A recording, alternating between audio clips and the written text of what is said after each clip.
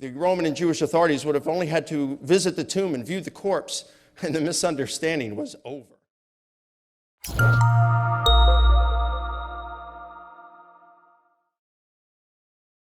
Let me provide 3 reasons why we can be confident that Jesus' tomb was empty. First is the Jerusalem factor. Jesus was publicly executed and buried in Jerusalem, and then his resurrection was proclaimed there publicly. So it would have been impossible for Christianity to get off the ground in Jerusalem if his body was still in the tomb. The Roman and Jewish authorities would have only had to visit the tomb and view the corpse, and the misunderstanding was over. There is no evidence that this occurred. In fact, the response of the Jewish leadership was quite different. And that leads us to my second reason. The Jewish leaders were reporting that the disciples of Jesus had stolen the body. This is reported by Justin Martyr and Tertullian, corroborating, these are outside reports corroborating a similar report by Matthew. And it seems to be an attempt to account for a missing corpse. I mean, it's just like the 10-year-old who tells his teacher that the dog ate his homework. You wouldn't say this if you had it to turn in. And likewise, you wouldn't claim that the disciples of Jesus had stolen his body if it was still in the tomb. This information from unsympathetic reports is very powerful in the eyes of historians.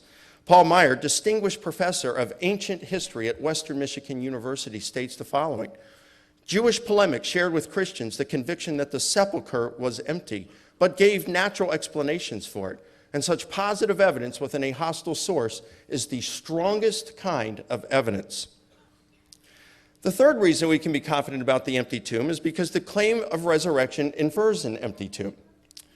What did I do there? Okay, it infers an empty tomb.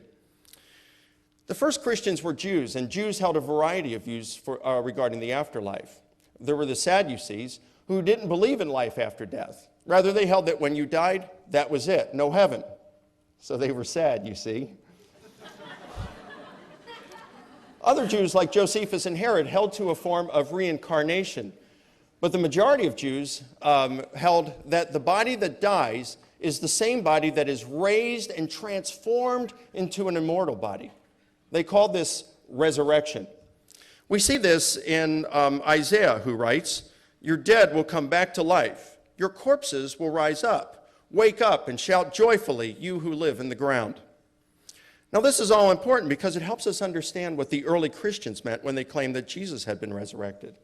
They meant that the body that dies is the same body that is raised and transformed into an immortal, glorious, and powerful body that will never break down.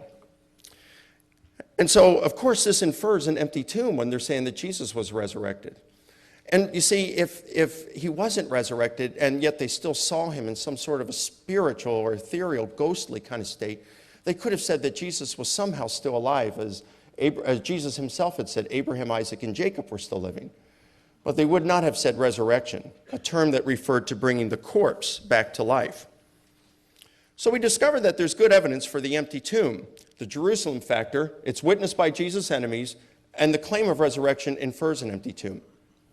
The historical Jesus scholar Geza Vermesh, who rejects the resurrection, writes the following: "When every argument has been considered and weighed, the only conclusion acceptable to the historian must be that the women who set out to pay their last respects to Jesus found to their consternation not a body, but an empty tomb."